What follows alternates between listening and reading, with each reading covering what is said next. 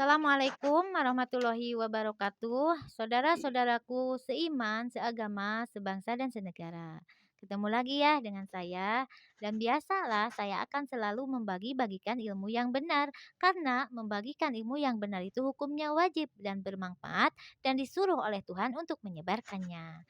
Dan sekarang saya akan membahas turunnya kitab suci yang kedua yaitu Jabur ya. Sebagai umat Islam kita harus mengimani turunnya kitab suci kepada Rasul yang empat ya, yaitu Taurat kepada Musa untuk umat Yahudi, Jabur kepada Daud untuk umat Yahudi, Injil kepada Isa untuk umat Nasrani, dan Quran kepada Nabi Muhammad untuk muslimin muslimat. Dan semua kitab suci tersebut jalan kebenaran dari Tuhan yang harus dijalani oleh Rasul dan umat Rasul-Rasulnya. Kita harus iman ya. Jadi jangan kita iman adanya tapi tidak menerima gitu adanya umat yang lain. Jadi iman itu kita percaya adanya umat Yahudi. Yahudi itu ada dua ya, umat Musa, umat Nabi Musa maksud saya ya, umat Nabi Musa dan umat Nabi Daud namanya Yahudi ya. Umat Nabi Isa namanya Nasrani dan kita sebagai umat Nabi Muhammad yaitu muslimin muslimat. Jadi kita harus percaya dan kita harus menerima ya. Jangan kita percaya tapi tidak menerima umat tersebut yaitu mengkafir-kafirkan ya. Yahudi, Nasrani kafir jangan ya. Karena itu ada pemimpin umat yang kesananya kepada Tuhan Sang Pencipta dan kita akan harus tahu sejarahnya ya.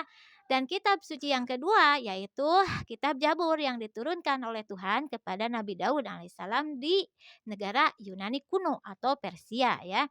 Jadi Nabi Daud itu waktu itu seorang raja yang gagah perkasa yang merajai kerajaan Yunani kuno atau Persia. Tetapi di zaman Nabi Daud banyak manusia yang menyembah kepada pohon dan matahari. Jadi pohon itu dianggap Tuhan, dia memohon kepada pohon itu ingin keinginannya, dia memohon kepada matahari di zaman Nabi Daud ya. Dan waktu itu Nabi Daud walaupun seorang raja dia tidak bisa untuk meluruskan manusia waktu itu dan akhirnya Nabi Daud bersemedi di kamarnya yaitu bersemedi itu berdoa sambil menangis karena kelakuan manusia zaman itu ya. Menangis dan memohon kepada Tuhan untuk diberi pertolongan ya untuk meluruskan manusia yang selalu menyembah pohon dan matahari. Dan akhirnya turunlah wahyu kepada Nabi Daud di kamarnya ya. Dengan suara gemuruh dan cahaya warna putih yang mendatangi Nabi Daud. Dan cahaya warna putih dan suara gemuruh itu ilmu-ilmu dari Tuhan yang diberikan kepada Nabi Daud. Yaitu yang disebut wahyu. Dan Nabi Daud pun menerimanya ya.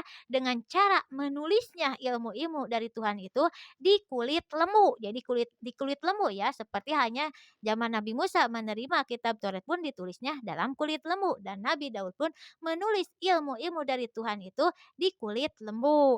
Dan secara 40 hari 40 malam Nabi Daud beres dengan sempurna menerima ilmu-ilmu dari Yang Maha Suci, maka disebut kitab suci. Jadi yang sebut kitab suci ilmu-ilmu dari Tuhan Sang Pencipta yang diberikan kepada rasulnya atau manusia pilihan yang diberi amanat oleh Tuhan, ilmu dari Yang Maha Suci, maka disebutnya kitab suci. Dan Nabi Daud waktu itu karena beliau sudah tua, beliau memberikan amanat dari Tuhan yaitu kitab suci kepada putranya yang bernama Nabi Sulaiman. Jadi yang menerima kitab Jabur ayahnya yaitu Nabi Daud disebarluaskan oleh putranya yaitu Nabi Sulaiman. Dan waktu itu Nabi Sulaiman pun mempunyai istri yang bernama Ratu Bilqis ya. Dan Nabi Sulaiman waktu itu menyebarkan kitab suci Jabur ya. Dan Jabur itu dalam bahasa Yunani kuno ya karena diturunkannya di negara Yunani kuno atau Persia dan disebarkan oleh Nabi Sulaiman sebagai putra dari Raja Daud.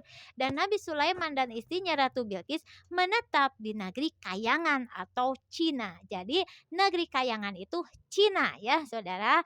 Nabi Sulaiman dan Ratu Bilqis menetap di negeri Kayangan atau Cina dan menyebarkan kitab suci Jabur ya yang diterima oleh ayahnya dan disebarluaskan oleh Nabi Sulaiman. Sampai di negeri Kayangan atau Cina, Ratu Bilqis dan Nabi Sulaiman pun mempunyai putra-putri 14 ya, 7 lelaki dan 7 perempuan. Yang 7 perempuan disimpan di negeri Kayangan atau Cina, yang 7 lelaki disimpan di negeri Japan atau Jepang. Jadi Cina dan Jepang itu keturunan Nabi Sulaiman dengan Ratu Bilqis ya. Dan Nabi Sulaiman dalam bahasa Yunani kuno itu penerus maharaja, karena Nabi Sulaiman itu putra dari Raja Daud dan diberi amanat oleh Nabi Daud untuk menyebarkan kitab suci yang diterima oleh Nabi Daud dari Tuhan. Makanya Nabi Sulaiman disebutnya penerus maharaja, dan dalam bahasa Yunani kuno penerus maharaja artinya Buddha Gautama. Jadi Buddha Gautama itu artinya penerus maharaja. Makanya Nabi Sulaiman disebutnya Buddha Gautama atau penerus maharaja yang menyebarkan ilmu-ilmu dari Tuhan yang diterima oleh ayahnya, yaitu kitab Jabur. Jadi Nabi Sulaiman pun mem, apa tuh membangun tempat suci untuk umatnya dari sebagian Baitul Maqdis yang dibangun oleh bapak moyang Rasul yang 4, yaitu Nabi Ibrahim, dari sebagian Baitul Maqdis yang paling selatan, yaitu Pihara ya. Jadi Nabi Sulaiman membangun tempat suci untuk ibadah umatnya, yaitu dari sebagian Baitul Maqdis yang paling selatan, yaitu Pihara. Dan yang selalu disembah oleh umat Buddha, yaitu Buddha Gautama, itu Nabi Sulaiman atau yang disebut penerus maharaja, yaitu artinya penerus maharaja itu Buddha Gautama. Jadi umat Buddha yang selalu menyembah kepada Buddha Gautama atau Nabi Sulaiman bukan menganggap Buddha Gautama sebagai Tuhan, bukan, tetapi perantara umat Buddha menuju kepada Tuhan Sang Pencipta melalui Buddha Gautama yang menyebarkan kitab suci yang kedua ya, yang diterima oleh ayahnya dan disebarluaskan oleh putranya, yaitu Nabi Sulaiman atau Buddha Gautama.